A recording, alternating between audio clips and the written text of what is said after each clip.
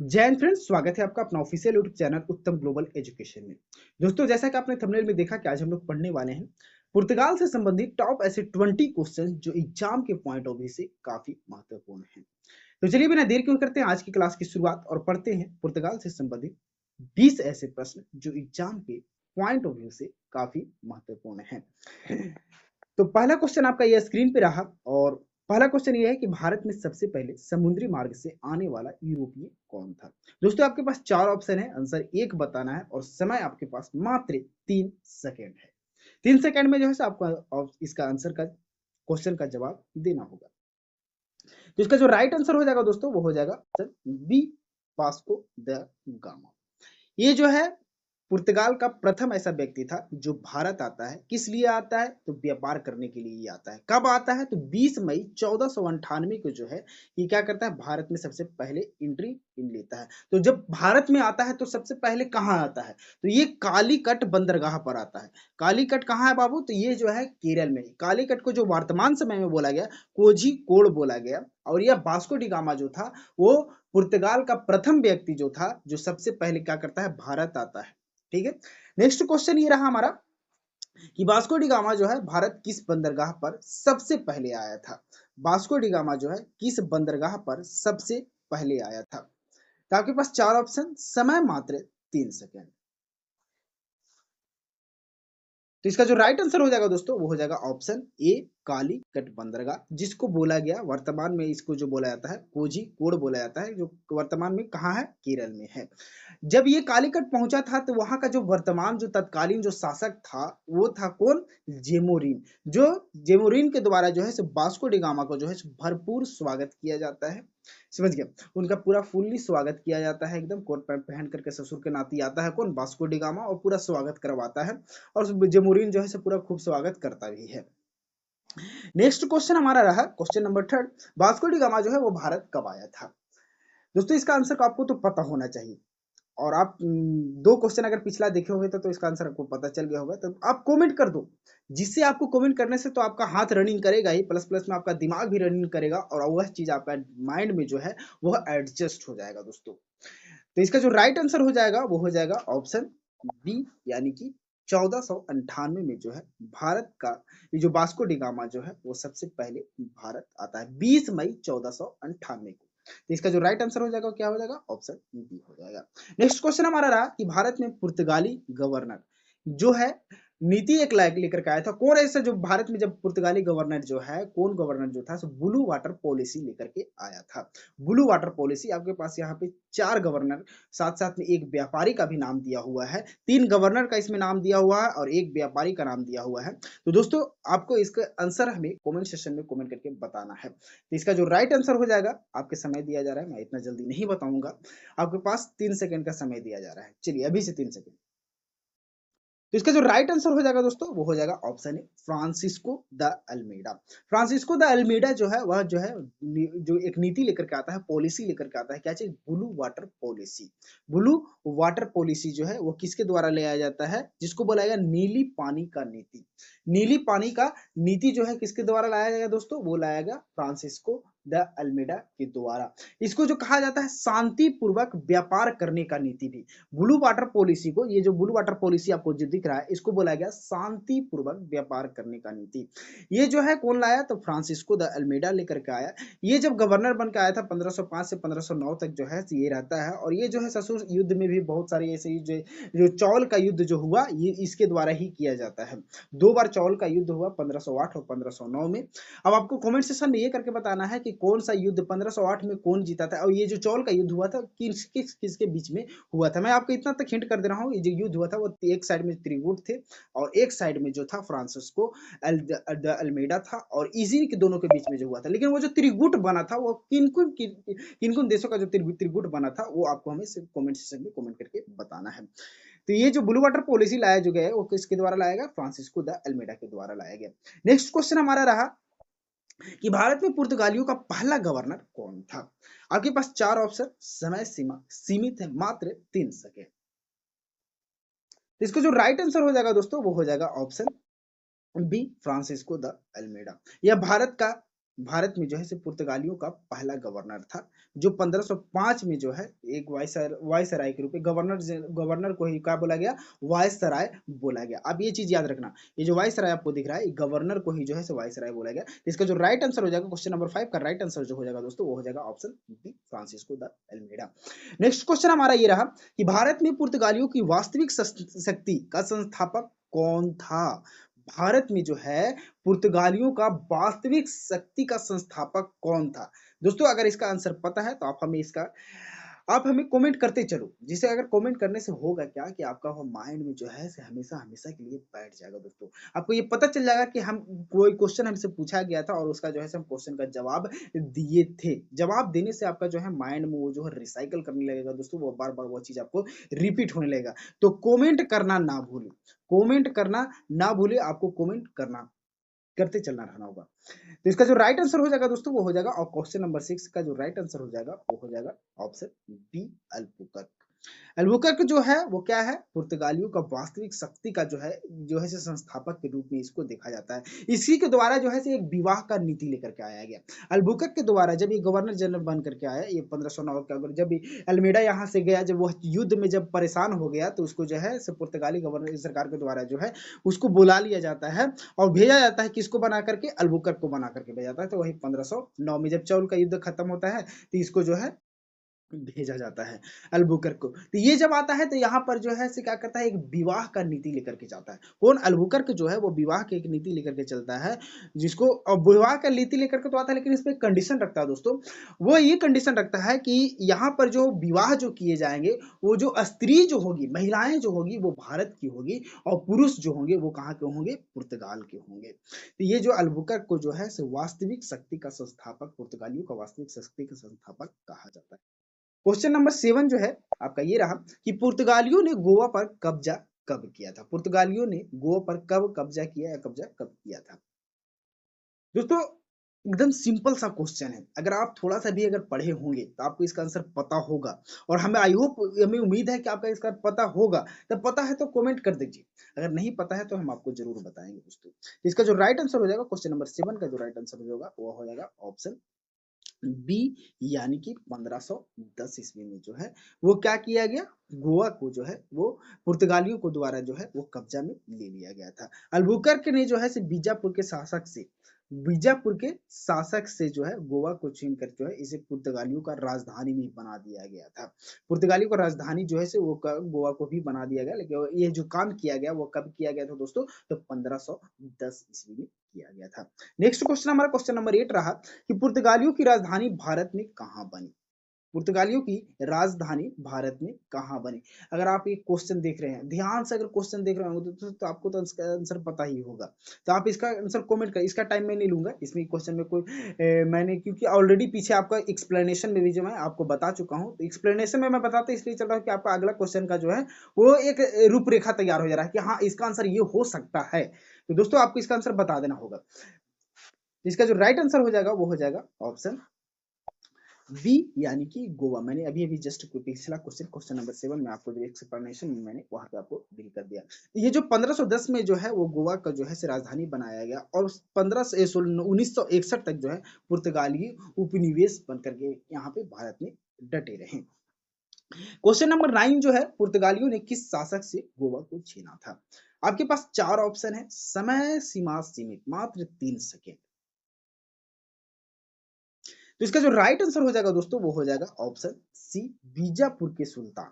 बीजापुर के सुल्तान के साथ जो है जो क्या किया गया, गोवा को जो है से छीना गया बीजापुर के सुल्तान, तो यानी कि इसका जो राइट आंसर हो जाएगा वो हो जाएगा ऑप्शन सी। अल्बुकर्क ने जो है बीजापुर के शासक जो हुए यूसुफ आदिल शाह से जो है गोवा को छीना था, यूसुफ आदिल शाह। हम एक्स्ट्रा फैक्ट्स भी आपको बताते चल रहे हैं दोस्तों, एक्स्ट्रा कॉन्सेप्ट भी आपको यहाँ मैं बताते चल रहा हूँ, जिससे आपको इधर उधर भटकना ना पड़े। तो एकदम चीजों को समझते चलना है, और एकदम कुछ नहीं है दोस्तों, एकदम सब हलवा है, हलवा। हलवा जैसे हम लोग खाते हैं ना, एकदम गट गट जम चला जाता है, बिना ब्रेक के चला जाता है, उसी टाइप से एकदम सब हलवा है। एकदम पढ़ते चलना है, एकदम मजे में रहते चलना है, एकदम कुछ एकदम टेंशन लेने वाली बात नहीं, फिकर नोट। नेक्स्ट क्वेश्चन हमारा रहा कि भारत में पुर्तगालियों द्वारा अपनाई गई स्टेट पॉलिसी किसके नाम से जानी जाती है। है। स्टेट पॉलिसी जो है भारत में पुर्तगालियों द्वारा जो अपनाई गई वह किसका नाम से जाना जाता है? दोस्तों अगर इसका आंसर पता है तो आप अपने कमेंट सेक्शन में कमेंट करते चलो, जिससे आपका जो है वह जो है आपको सारा चीज क्लियर होते चले जाएगा। तो इसका जो राइट आंसर हो जाएगा क्वेश्चन नंबर 10 का जो राइट आंसर हो जाएगा दोस्तों वो हो जाएगा option C, cartaz system. Cartaz system जो है, कार्टेज सिस्टम के अंतर्गत जो है भारतीय जहाजों को पुर्तगालियों से जो है लेना पड़ता था। ये जो है कार्टेज अर्मेडा काफिला नीति जो पुर्तगालियों के द्वारा जो है कार्टेज अर्मेडा काफिला नीति लेकर के आया गया था दोस्तों। देखो दोस्तों मैंने इसका जो है अभी जो मैं ऑब्जेक्टिव क्वेश्चन आपको करवा रहा हूँ, मैं ऑलरेडी सारा इसका जो है मैं आपके साथ में सारा चीज को मैं पढ़ा चुका हूँ। मैं ऑनलाइन जो है से मैं फेस टू फेस आपके साथ में जो मैंने पीडीएफ के माध्यम से नहीं पढ़ाया है, वह हर चीज आप जाकर के मेरे चैनल पे विजिट करके देखना, आपको मैं वह सारा चीज मैंने डिटेल से बताया और वह भी मैं ऑब्जेक्टिव क्वेश्चन करवा रहा हूँ आपको। मैंने पहले आपको पढ़ाया उसके बाद मैं आपको ऑब्जेक्टिव करवा रहा हूँ, यानी कि एग्जाम में कोई कसर नहीं छोड़ना है दोस्तों। हर वह चीज कंप्लीट करते चलना है जो हमें सिलेक्शन की पास लेकर के जाए, सिलेक्शन के पास लेकर के जाए, तो ये कोई कसर नहीं छोड़ना है। तो ये जो कार्टेज अर्मेडा काफिला नीति जो है वो क्या किया गया, वो पुर्तगालियों के द्वारा ही जो है वो कार्टेज अर्मेडा काफिला नीति जो है वो लाया जाता है। ऐसे ये कार्टेज अर्मेडा काफिला नीति क्या होता है? कार्टेज अर्मेडा काफिला नीति इसको बोला गया लूटपाट की नीति। इसमें जो है लूटपाट की नीति इसको कहा गया। जैसे में इसमें होता क्या था, इसमें जो प्रावधान किया गया था, जो पुर्तगाली व्यापारी जो थे, पुर्तगाली व्यापारी को जो छोड़ करके जितने भी अन्य व्यापारी हैं उनको जो क्या करना पड़ता था, एक परमिट लेना पड़ता था व्यापार करने के लिए, और साथ साथ में उनको टैक्स भी देना पड़ता था। और यहाँ पर इसमें यह भी कंडीशन कर दिया गया था जो परमिट लेगा उसको जो है काली मिर्च और गोला बारूद का व्यापार करने का अनुमति नहीं था। तो ये हमारा क्वेश्चन नंबर 10 का कुछ एक्सप्लेनेशन रहा जो मैं आपको एक्स्ट्रा फैक्ट के साथ में बताते चल रहा हूँ कि कार्टेज अर्मेडा काफिला नीति क्या था, ये सब सारी चीजें। नेक्स्ट क्वेश्चन हमारा क्वेश्चन नंबर 11 यानी क्वेश्चन नंबर 11 जो है, पुर्तगालियों ने सबसे पहले कौन सा बंदरगाह अपने अधिकार में लिया? पुर्तगालियों जो है वह कौन सा बंदरगाह को जो है सबसे पहले अपने अधिकार में लिया? तो इसका जो राइट आंसर हो जाएगा दोस्तों वो हो जाएगा ऑप्शन डी यानी कोचीन को। कोचीन को जो है वो पुर्तगालियों जो है से सबसे पहले जो है इन्होंने जो क्या किया, इसका जो है अपने अंडर में लिया और यहाँ पर जो है से पहला अपना व्यापारिक केंद्र भी बनाए। कौन? पुर्तगालियों। तो इसका जो राइट आंसर हो जाएगा वो क्या हो जाएगा, ऑप्शन डी हो जाएगा। 1503 में पुर्तगालियों ने कोचीन में जो है वो पहला किला भी बनवाया, नहीं व्यापारिक केंद्र जो है यहाँ अपना स्थापित किए। पुर्तगालियों के द्वारा ये सारे चीज किया गया। नेक्स्ट क्वेश्चन हमारा रहा क्वेश्चन नंबर 12 कि पुर्तगालियों का भारत में सबसे पुराना चर्च कौन सा था? पुर्तगालियों का जो है वो भारत में सबसे पुराना चर्च कौन सा था? दोस्तों इसका आंसर अगर पता है तो कमेंट करते चलो भाई। मैं बार बार आपसे बोल रहा हूँ कि कमेंट करने में आप पीछे मत रहो। और दोस्तों अगर आप चैनल पर नए हैं तो चैनल को सब्सक्राइब जरूर कर देना, जिससे हमें लगे कि हाँ हम भी जो है से कुछ अपने भाई, अपने दोस्त, अपनी बहन के लिए जो है से कुछ एक अच्छा काम कर रहे हैं, जो हमें भी एक मोटिवेशन मिले। तो दोस्तों आप चैनल पर अगर नए हो तो चैनल को सब्सक्राइब कर देना, लाइक कर देना, शेयर जरूर करना। तो पुर्तगालियों का सबसे पुराना चर्च कौन सा था? तो इसका जो राइट आंसर हो जाएगा दोस्तों वो हो जाएगा option B, Saint Francis church. Saint Francis church जो कोचीन में था, कोचीन में था। तो इसका जो राइट आंसर हो जाएगा वो हो जाएगा क्या, ऑप्शन बी, यानी 1503 में जो है यह जो है सो कोचीन में बना, यह भारत का सबसे पुराना यूरोपीय चर्च था। यानी कि पुर्तगालियों का भी यूरोपीय, तो पुर्तगाली जो थे वह यूरोप के ही थे। तो पुर्तगालियों और डच के बीच में क्वेश्चन नंबर 13 जो है कि पुर्तगालियों और डच के बीच में किस लड़ाई में डच विजयी हुए? पुर्तगाली और डच के बीच में एक लड़ाई होता, एक युद्ध हुआ और उस लड़ाई में जो है डच विजयी हुए, लेकिन कौन सा युद्ध में जो है डच वो विजयी हुए? तो क्वेश्चन, लड़ाई भी हुआ लेकिन वह कौन सा लड़ाई था जिसमें वो विजयी हुए? ठीक है, तो इसका जो राइट आंसर हो जाएगा दोस्तों वो हो जाएगा ऑप्शन बी, सवाली का लड़ाई। सवाली का लड़ाई में जो है वो क्या किया गया, जो पुर्तगालियों को, इसमें जो डच जो हुए वो विजयी हुए, पुर्तगालियों का जो हो पराजय हुआ। कहीं कहीं 1611 भी दिया हुआ रहेगा, तो 1612 ईस्वी में जो है सूरत के पास की लड़ाई जो है वो देखा जाता है, अंग्रेजों ने पुर्तगालियों को हराया, यानी डचों ने, सॉरी यहाँ पे थोड़ा टाइपिंग मिस्टेक हुआ, डचों ने जो है पुर्तगालियों को हराया। नेक्स्ट क्वेश्चन है, भारत में पुर्तगालियों ने सबसे पहले कौन सी भाषा में प्रेस यानी मुद्रा मुद्रा प्रेस जो है वो शुरू किया? मुद्रणालय, मुद्रणालय जो है वो शुरू किया कौन सी भाषा में, किस लैंग्वेज पे? दोस्तों इसका जो राइट आंसर हो जाएगा वो हो जाएगा ऑप्शन ऑप्शन ऑप्शन सी, यानी कि पुर्तगाली ही लैंग्वेज में। देखो बाबू 1556 में जो है सो गोवा में प्रिंटिंग प्रेस का स्थापना किया गया, वो जो है ये क्वेश्चन बहुत ही इंपॉर्टेंट है दोस्तों। कई एक एग्जाम में ये क्वेश्चन रिपीट कर चुका है, कई एक एग्जाम में ये क्वेश्चन पूछ चुका है। कहा कि पुर्तगालियों के द्वारा जो है से गोवा में जो है से कब जो है डेट को हो सकता है पूछ दिया जाएगा, किसके द्वारा जो है से सर्वप्रथम जो है से प्रिंटिंग प्रेस का स्थापना किया गया, तो वह पुर्तगाली ही थे, जो कुछ अच्छा भी काम करके ये लोग ससुर लोग गया। ठीक है, तो इसका जो राइट आंसर हो जाएगा वो क्या हो जाएगा, ऑप्शन सी होगा। और यह जो 1556 में जो है से पुर्तगालियों को दोबारा जो गोवा में प्रिंटिंग प्रेस का शुरू किया गया, स्थापना किया गया। भारत में सबसे पहले ईसाई धर्म का प्रचारक कौन आए? भारत में सबसे पहले ईसाई धर्म का प्रचारक कौन आए? तो इसका जो राइट आंसर हो जाएगा दोस्तों ऑप्शन ए हो जाएगा, फ्रांसीसी जेवियर। सन 1542 ईस्वी में फ्रांसीसी जेवियर गोवा आए और ईसाई धर्म का प्रचार शुरू किए। नेक्स्ट क्वेश्चन हो जाएगा, तो इसका जो है मैं यहाँ पे टिक आउट कर दे रहा हूँ, ऑप्शन ए जो है इसका राइट आंसर हो जाएगा। नेक्स्ट क्वेश्चन है क्वेश्चन नंबर 16, यानी क्वेश्चन नंबर 16। तो 16 जो क्वेश्चन नंबर कहता है कि भारत में सबसे पहले यूरोपीय उपनिवेश कौन सा था? भारत में सबसे पहले जो है यूरोपीय उपनिवेश जो है वो कौन सा था? तो इसका जो राइट आंसर हो जाएगा दोस्तों वो हो जाएगा ऑप्शन ए, पुर्तगालियों का गोवा। ऑप्शन ये इसका जो है राइट आंसर है, पुर्तगालियों ने सबसे पहले जो है गोवा को अस्थायी उपनिवेश बनाया। नेक्स्ट क्वेश्चन है कि पुर्तगालियों ने भारत से मुख्य रूप से कौन सा व्यापार किया? पुर्तगालियों ने जो है वो भारत से मुख्य रूप से कौन सा व्यापार किया? मैं जो कार्टेज और मेडा काफिला नीति बता रहा हूँ, तो मैंने दो चीज का, दो व्यापार का जो है सो मैंने जिक्र किया था, वहां पर जो है वो आपको अगर ध्यान में होगा तो आंसर इसका आप बता सकते हो। इसका जो राइट आंसर हो जाएगा दोस्तों वो हो जाएगा ऑप्शन, पुर्तगालियों का मुख्य व्यापार जो है काली मिर्च, इलायची, दालचीनी और इत्यादि जो थे मसाले जो है, ये सब तो मसाले में ही आ जाएंगे। तो पुर्तगालियों का द्वारा जो है वो मसाले का जो है मुख्य रूप से व्यापार किया गया वो भारत में। तो इसका जो राइट आंसर हो जाएगा ऑप्शन बी हो जाएगा। नेक्स्ट क्वेश्चन हमारा रहा कि भारत में सबसे अंत तक पुर्तगाली अधिकार कहाँ रहा? पुर्तगालियों का जो अधिकार रहा वो भारत में सबसे अंत तक कहाँ रहा? तो इसका जो राइट आंसर हो जाएगा दोस्तों वो हो जाएगा ऑप्शन बी, गोवा दमन दीव। गोवा दमन दीव 1961 तक जो है सो पुर्तगाली शासन गोवा दमन और दीव पर रहा, जिसे भारत ने आजाद कराया। नेक्स्ट क्वेश्चन है कि भारत में पुर्तगालियों को किस वर्ष बाहर निकाला गया? भारत से जो है सो पुर्तगालियों को किस वर्ष जो है वो बाहर निकाला गया? इसका जो राइट आंसर हो जाएगा यानी 1961 में ऑपरेशन विजय के तहत जो है भारतीय सेना ने 1961 में जो है गोवा दमन दीव को मुक्त कराया। किससे? पुर्तगालियों से। दोस्तों अभी ऑपरेशन सिंदूर के बारे में जो है आपको पता होगा। जस्ट उसी लाइक जैसे ऑपरेशन विजय के तहत उसी प्रकार जो है क्या किया गया 1961 में गोवा दमन दीव को मुक्त कराया गया पुर्तगालियों से। एंड लास्ट क्वेश्चन हमारा रहा क्वेश्चन नंबर 20, भारत में सबसे पहले समुद्री मार्ग का खोज करने वाला पुर्तगाली नाविक कौन था? दोस्तों आपको इसका आंसर कमेंट सेक्शन में बताना होगा, अगर पता है तब, नहीं पता है तब तो हम बताएंगे ही। तो इसका जो राइट आंसर हो जाएगा दोस्तों वो हो जाएगा ऑप्शन बी, वार्थोल्यूमोड डियास।